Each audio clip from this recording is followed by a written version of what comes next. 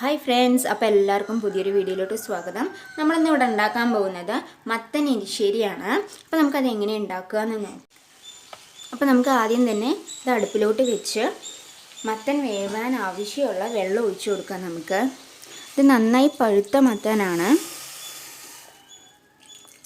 നമുക്ക് അത്യാവശ്യം അതിൻ്റെ ഒപ്പം തന്നെ വെള്ളം ഒഴിച്ചു കൊടുക്കാം. അപ്പോൾ നമുക്ക് ഇതിലോട്ട് കുറച്ച് മഞ്ഞൾപ്പൊടി, 1/4 ടീസ്പൂൺ മഞ്ഞൾപ്പൊടി, പഴുത്ത മത്തനായതുകൊണ്ട് ഇവിടെ ഒരു 1/2 ടീസ്പൂൺ മുളക് പൊടി എടുത്തിട്ടുണ്ട്. പച്ചമത്തനാണെങ്കിൽ നിങ്ങൾക്ക് മുളക് പൊടി ഇടേണ്ട കാര്യമില്ല. നമ്മൾ തേങ്ങയിൽ കൂടെ പച്ചമുളക് അരച്ചാൽ മതിയാവും. മത്തനിലോട്ട് ആവശ്യമായിട്ടുള്ള ഉപ്പിട്ട് കൊടുക്കാം. എന്നിട്ട് നമുക്കിതൊന്ന് നന്നായിട്ട് മിക്സ് ചെയ്യാം. അപ്പോൾ ഇതൊന്ന് തിളച്ച് വന്നിട്ടുണ്ട്. നമുക്കിതൊന്ന് മൂടി വെച്ചിട്ട് അടച്ച് വെച്ച് വേവിക്കാം. അപ്പോൾ നമുക്കിതൊന്ന് ഇടയ്ക്ക് ഒന്ന് ഇളക്കി കൊടുക്കാം.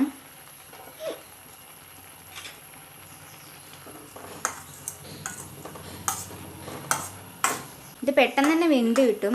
വെന്ത് ഇപ്പം തന്നെ നമുക്കിതൊന്ന് ഉടച്ചു കൊടുക്കാം. എല്ലാതും ഉടയ്ക്കണമെന്ന് ഇല്ല, പകുതി ഉടച്ചു കൊടുത്താൽ മതിയാവും. അപ്പം നമുക്ക് ഒരു ജാറിലോട്ട് ഒരു പിടി തേങ്ങ ഇട്ട് കൊടുക്കാം. കുറച്ച് മതിയാവും. അതിലോട്ട് ഒരു 4-5 അല്ലി വെളുത്തുള്ളി, അതിലോട്ട് ഒരു പച്ചമുളക്. ഞാൻ അതിലോട്ട് മത്തൻ വേവിക്കുമ്പോൾ മുളക് പൊടി ഇട്ടത് കൊണ്ടാണ് ഞാനിവിടെ ഒരു പച്ചമുളക് എടുത്തിട്ടുള്ളൂ.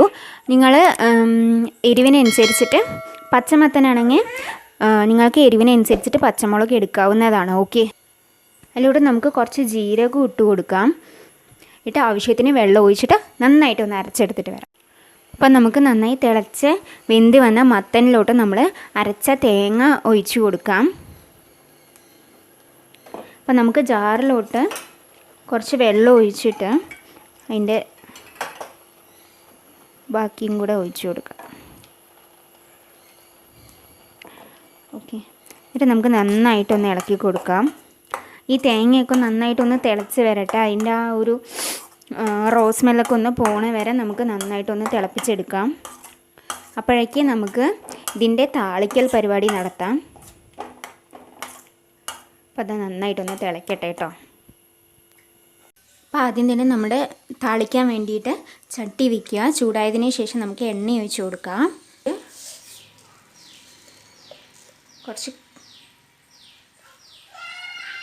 അപ്പോൾ എണ്ണ ചൂടായതിന് ശേഷം നമുക്ക് അതിലോട്ട് കടുക് ഇട്ട് കൊടുക്കാം. അപ്പോൾ കടുക് നന്നായി പൊട്ടി വന്നിട്ടുണ്ട്. നമുക്ക് അതിലോട്ട് വറ്റൽമുളക് ഇട്ട് കൊടുക്കാം. ശേഷം കറിവേപ്പില,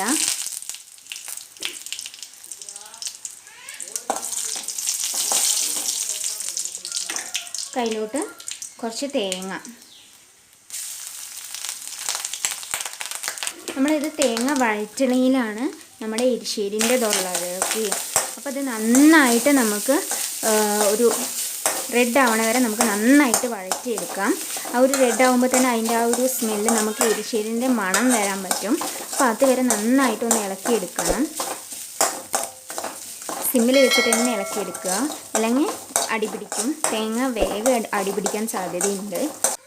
അപ്പോൾ നമ്മുടെ തേങ്ങയൊക്കെ നന്നായിട്ട് ബ്രൗണായി വന്നിട്ടുണ്ട്. നമുക്ക് തീ ഓഫ് ചെയ്യാം. എന്നിട്ട് നമുക്കിത് നമ്മുടെ വേവിച്ച് വെച്ച മത്തനിലോട്ട് കൊട്ടാം. അപ്പോൾ നമ്മുടെ മത്തനൊക്കെ നന്നായി തിളച്ച് അതിൻ്റെ വെള്ളമൊക്കെ ഏകദേശം വറ്റി വന്നിട്ടുണ്ട്.